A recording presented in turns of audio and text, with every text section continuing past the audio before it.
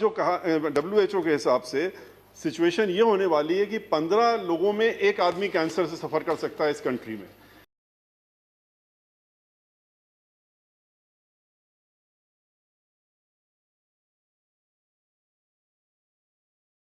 Shri Satish Chandra Mishra ji, you have 2 minutes.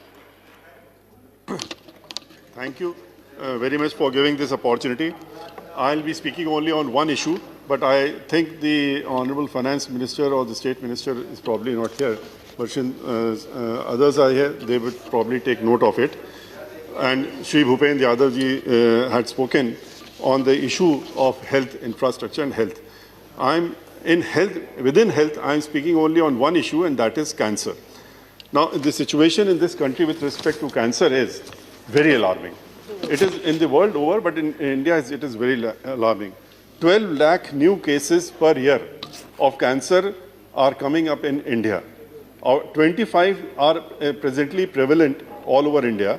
And out of this, 5.5 lakh deaths are happening on cancer patients every year.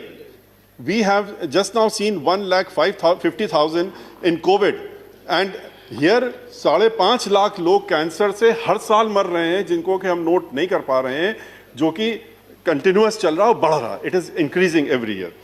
Now, the situation in present situation is that कि अब जो कहा WHO के हिसाब से situation ये होने वाली है कि 15 लोगों में एक आदमी कैंसर से सफर कर सकता है इस कंट्री में. इतनी अलार्मिंग जब पोजीशन है, आपने इंफ्रास्ट्रक्चर का पैसा दिया, आपने कहा कि हमने 2,35,000 करोड़ रुपया दिया, 35,000 करोड़ रुपया आपने कहा कि हमने खाली कोविड की वैक्सीन के लिए दिया, जिसमें 98-99% रिकवरी है, 1% डेथ है. यहाँ पर 100% हो जाती है अगर डिले हो जाती है तो, और ये 8.5 लाख इसीलिए हर साल मर रहे हैं.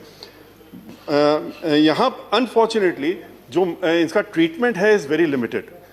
कैंसर इज ओरल कैंसर जो होता है लेडीज़ में बहुत कॉमन है, मेन में ओरल कैंसर है, लंग कैंसर है, ओएसोफेगस है, स्टोमक है, वुमेन्स में सर्वाइकल है, ब्रेस्ट कैंसर है, ओरल कैविटी का है. और सिचुएशन ये है कि इनका ट्रीटमेंट के लिए या तो ऑपरेशन है, ऑपरेशन के बाद फ्लेयर अप कर जाता है, इसमें रेडिएशन की ज़रूरत पड़ती है. एंड रेडिएशन थेरेपी के लिए you need machines of radiation. Now, here the situation is that there is no radiation facility of radiation machines. इस कंट्री में 40 मशीन्स, जितनी भी रेडिएशन मशीन्स हैं, वो बाहर से आती हैं, बाहर की ही कंट्री बनाती है. एक स्वीडन में, एक यूएसए में. Now, the point which I want to make is that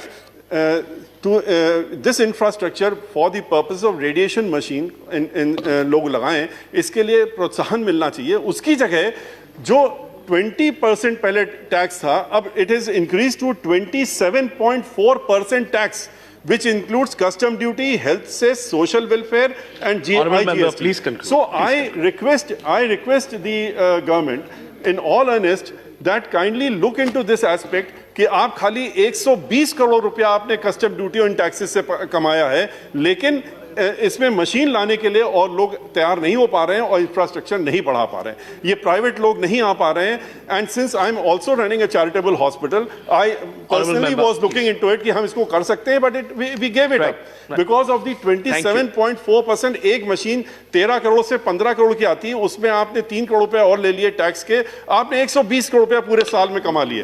तो इसको कंसिडर करिए, और ये कंसिडर करके काइंडली टेक इनटू कंसिडरेशन कि आपने कोविड के लिए जहां किया है, यहाँ पर अगर आप 120 करोड़ रुपए छोड़ देंगे तो शायद लोग अफोर्ड करके इस इंफ्रास्ट्रक्चर को बढ़ा सकें, और कैंसर पेशेंट्स जो 8.5 लाख मर रहे हैं उनको कुछ इसमें मुक्ति. Thank you.